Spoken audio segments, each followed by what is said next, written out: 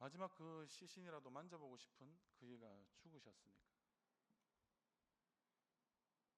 그러니까 사랑을 했어도 보통 사랑한 것이 아니라 가장 사랑했던 그런 예수님이 돌아가셨기 때문에 그는 지금 이런 지경에까지 이르게 되었다는 거죠.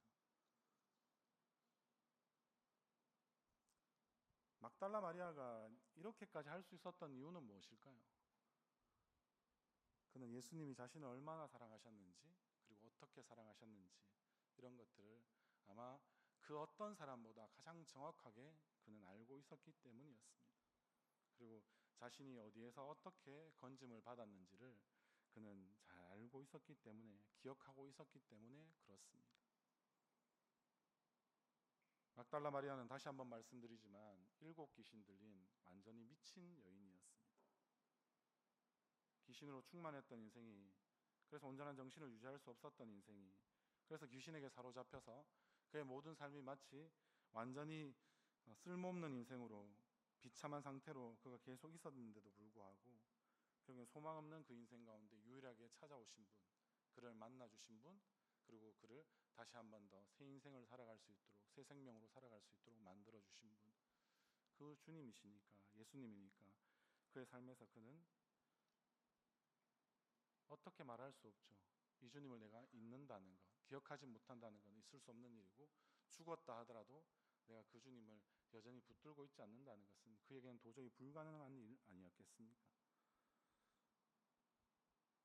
사람답게 살 수 없었던 자신이 결국 사람답게 살 수 있었기 때문에 그렇습니다. 우리가 너무나 잘 아는 누가복음 7장 41절과 43절의 말씀에 보면 이렇게 기록되어 있습니다. 이르시되 빚 주는 사람에게 빚진 자가 둘이 있어 하나는 500데나리온을 가졌고 50데나리온을 졌는데 갚을 것이 없으므로 둘 다 탕감하여 주었으니 둘 중에 누가 그를 더 사랑하겠느냐? 시몬이 대답하여 이르되 내 생각에는 많이 탕감함을 받은 자니이다. 이르시되 내 판단이 옳다 하시고. 우리는 아마 똑같은 사랑을 아마 받았다 하더라도 예수님의 사랑이 얼마나 깊으신지 풍성하신지를 결국엔 아는 사람은 우리의 각자의 믿음에서 나오는 사랑에 따라서 달라질 것이라 생각이 됩니다. 그런데 막달라 마리아는 자신이 얼마나 많은 것을 탕감받았고 그렇게 주님의 전폭적인 사랑을 받았는지를 그는 잘 알았기 때문에 그가 이러한 지경에까지 이르게 된 거죠. 다른 말로 하면 아마 그날 그 시간에 이 막달라 마리아는 아마 유대 사회뿐만 아니라 아마 이 전 지구적으로 아니면 전 우주적으로 결국에는 아마 가장 많이 예수님을 사랑한 자이다라고 우리는 이렇게 평가해 주는 것이 가장 성경적인 아마 바른 평가일 것입니다. 여러분들, 우리는 주님을 얼만큼 사랑한다고 과연 스스로 자부하실 수 있겠습니까? 구원의 확신, 이런 믿음의 확신 이런 것들은 좀 일단은 좀 제껴두고요. 여러분들은 주님을 얼마나 사랑하십니까? 여러분들은 주님을 얼마나 사랑하고 계십니까? 앞으로 얼만큼 더 사랑할 자신이 있으십니까? 내가 그 주님 때문에 나의 목숨을 한번 걸어볼 각오가 되어 있으십니까?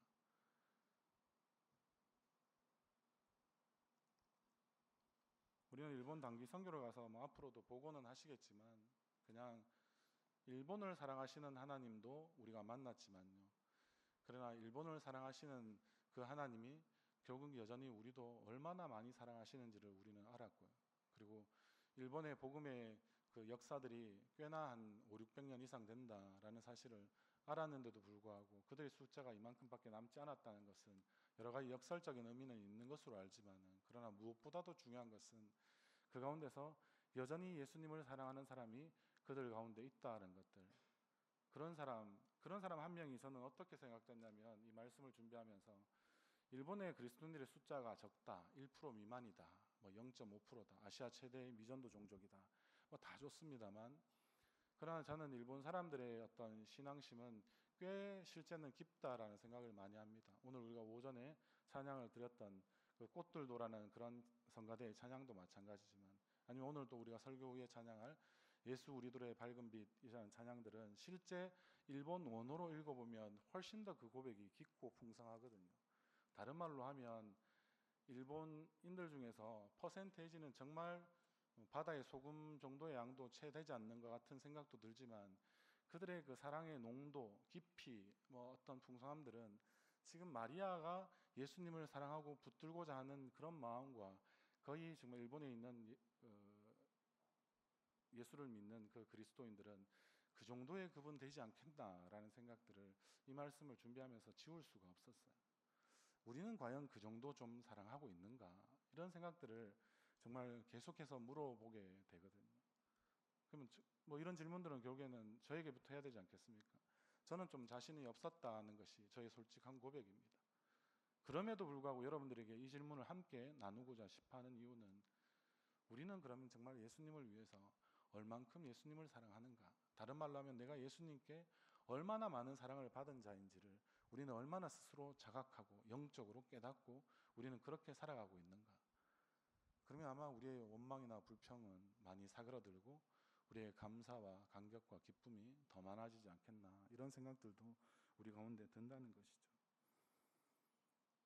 우리는 얼마나 주님 밖에 있을 때 우리 스스로의 비참함, 아니 뭐 정확하게는 나의 비참함, 여러분들의 비참함들, 인생의 불행함들을 우리는 얼마나 지금 알고 있습니까? 우리 주님이 어떻게 우리에게 사랑을 베푸셨는지를 우리가 알아가야 할 때, 그것을 하나씩 하나씩 깨달을 때, 그럴 때 우리는 어떻습니까? 우리가 마땅히 내어드려야 할 사랑을 주님께 모두 다 내어드릴 수 있는 우리의 모습이지 않을까라는 생각이 들었다는 것입니다. 오늘 이 말씀 가운데 이제 마무리하면서 여러분들에게 던지고 싶은 도전은 그렇습니다. 이 오늘 본문 가운데 잘 읽어보면 우리 15절 말씀 같이 한번 읽어볼까요? 같이 15절 16절의 말씀 같이 읽도록 하겠습니다. 시작.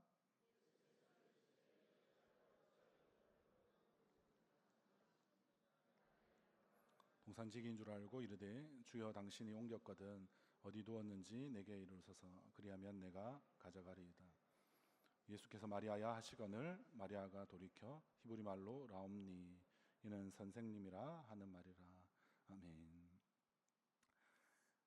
이 말씀을 보면 결국에는 마리아는 정신이 없는 상태였는데 예수님이 결국에는 이 거의 실성할 지경에 이르는 이 마리아의 상태를 보니까 그냥 지금 넘어가실 수가 없는 마치 그런 마음이셨던 것 같아요. 원래 부활이라는 이 사건이 있기 전에도 결국에는 예수님을 처음 만났을 때부터 이 막달라 마리아를 그 누구보다도 아마 사랑하셨고 그 사랑을 그는 알았고, 그리고 그런 사랑 가운데 있었기 때문에 예수님이 말씀하시니까 예수님의 음성인 줄을 그가 깨달아서 아마 이제 선생이다라는 뜻으로 그렇게 지금 나옵니라고 이렇게 이야기하였던 것일 것입니다. 근데 예수님이 지금 그 발걸음을 다른 곳으로 원래는 옮기신다라고 매튜 헨리의 주석에 보면 그렇게 평가되어 있습니다. 원래는 예수님은 먼저 지금 사람들을 만나시는 것이 아니라 실제는 우리 성부 하나님, 아버지 하나님께 올라가서 자신이 이제는 부활한 이후에 해야 될 그런 일들을 같이 의논한 상태에서, 그리고 다시 이 땅에 내려와서 뭐 우리가 500명 이상이 되는 사람들에게 자신을 나타내 보이시고, 그리고 한 40여일 동안 있으시다가 결국에는 성천하실 이 모든 계획들을 그 성부 하나님과 이야기를 나누시고 의논하신다라고 보통은 되어 있는 것이 예수님의 부활 이후에 우리는 자세히 알지 못하지만 그런 계획들을 가지고 있었다는 것이 신학자들의 또 대부분의 의견들이 있기도 합니다.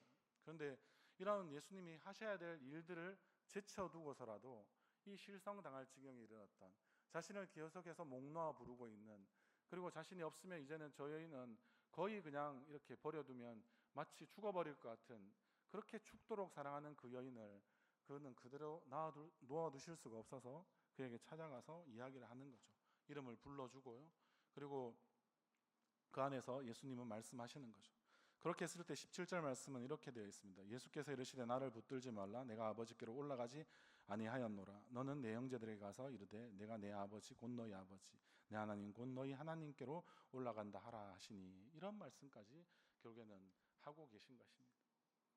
예수님이 해야 될 모든 일들을 어떤 의미에서는 좀 살짝 뒤로 물려놓으시고, 그리고 그와 직접적인 어떤 관계를 하시진 않지만 그에게 따뜻한 음성으로 그를 다시 한 번 더 찾아서 불러주시고, 그를 다시 한 번 더 그 음성 가운데 일으켜 세우시고, 그가 해야 될 분명한 일들, 결국에는 이 부활의 증인된 삶을 네가 살아가면 좋겠다라고 결국에는 말씀하시는 이 일들을 결국에는 하게 되었고, 우리가 읽지 않았지만 18절 말씀에 막달라 마리아는 결국에는 그냥 아무것도 하지 않는 여인이 아니라 이제는 목 놓아 울고 목 놓아 울기만 하는 그런 여인이 아니라 다시 한 번 더 정신을 차리고 자신의 그것을 추스리고 결국엔 제자들에게 가서 내가 주를 보았다라고까지 이야기하고, 그리고 정신없는 상태에서 들었던 말씀인 것처럼 보이지만 주께서 자기에게 이렇게 말씀하셨다라는 부분들까지도 아마 빼놓지 않고 이야기할 만큼 그의 마음이 다시 한 번 더 강해져 있는 그런 모습들을 우리는 보게 됩니다. 여러분들, 누가 이 복음의 증인이 될 수 있겠습니까? 십자가와 부활의 증인이 될 수 있을까요? 아니면 오늘처럼 마리아처럼 부활의 증인이 될 수 있겠습니까? 오늘 제가 제목으로 삼았던 사랑으로만 오직 우리는 증인이 될 수 있습니다. 믿음으로 어떻게 증인이 된다고 생각하시는 분도 이 가운데 많이 있을 줄 압니다. 그러나 믿음으로 증인된다는 말이나 사랑으로 증인된다는 말은 다른 말이 아닙니다. 지지난주에 제가 말씀드린 것처럼 거짓 없는 믿음에서 나오는 사랑이기 때문에요. 믿음으로 산다는 것은 결국에는 사랑으로 살아간다라는 것을 말하는 것입니다. 그럼 믿음으로 내가 주님을 본다는 것은 내가 그 누구보다도 주님을 사랑한다라는 말이 여러분들 가운데 되셔야 하고 되기를 간절히 소원합니다. 그래서 여러분들이 다시 한 번 더 내가 복음으로 살지 못하는 이유는 내가 믿음이 약해서라고 이야기하기보다는 어떤 의미에서는 동일한 사랑을 내가 받았는데 내가 주님을 다른 어떤 사람들보다 내가 더 사랑하지 못하는 사람이 아닌가, 우리는 혹시 우리 자신들을 그렇게 또 다시 한 번 더 반추해 보아야 되지 않겠습니까? 우리 자신을 돌아보아야 되지 않겠습니까? 그럴 때 우리의 삶 가운데 여러분들, 예수님이 우리의 가정에 찾아오시고 여러분들 정말 주님을 만나고 싶으십니까? 그러면 여러분들 하던 일도 멈추시고 하셔야 되는 많은 일도 제쳐두시고 이 실성할 지경에 이르렀던 그 누구보다도 예수님을 사랑하는 그 사람을 찾아오셔서 이 막달라 마리아를 만나주신 우리 예수님을 기억한다면 여러분들이 더 주님을 사랑하면 사랑하실수록 예수님을 만날 기회는 더 많아질 것이고, 그리고 예수님이 여러분들을 만나주시면 여러분들은 아무것도 할 수 없고 울고 그냥 울고 우는 자에서 이제는 벗어나서 다시 한 번 더 부활의 증인다운 사명자로서 여러분들이 또한 살아가게 될 것이고, 그것은 우리 주님을 만난 시점에서부터 다시 한 번 더 변화가 일어날 것입니다. 우리는 주님을 한 번만 만나면 되겠습니까? 그럼 여러분들 예배도 진짜 한 번만 드리면 될 것 같습니다. 근데 우리가 예배를 왜 계속 드려야 될까요? 우리는 주님을 사랑하기 때문에 만나면 또 만나고 만나면 또 만나고 하지 않습니까? 우스갯소리로 많이 말씀하시잖아요. 특히 우리 여인 되신 우리 주님의 제자분들 전화로 많이 말씀하시고 자세한 것은 만나서 하자. 잘하시네요. 거의 복음과 같이 잘 알고 계시잖아요. 자세한 것은 만나서 하는 겁니다. 자세한 것은 예배 때 정말 극적으로 여러분들이 더 진하게 그렇게 날마다 만나시기를 바랍니다. 그래서 우리 청년들이 이 예배 때 주님을 더 사랑하는 그런 만남들을 저는 많이 만났으면 좋겠고요. 그리고 그렇게 만날 수 있도록 서로가 서로를 위해서 예배 가운데 더 집중하며 서로를 위해서 기도해주고, 그렇게 주님을 계속해서 만날 때 우리는 다시 한 번 더 뚜렷한 사명을 가지고 주를 위해서 여러분들은 사랑하기 때문에 또한 살아갈 수 있을 것입니다. 여러분들의 모든 남은 삶들이 그와 같이 되어지기를 주님의 이름으로 간절히 소원합니다.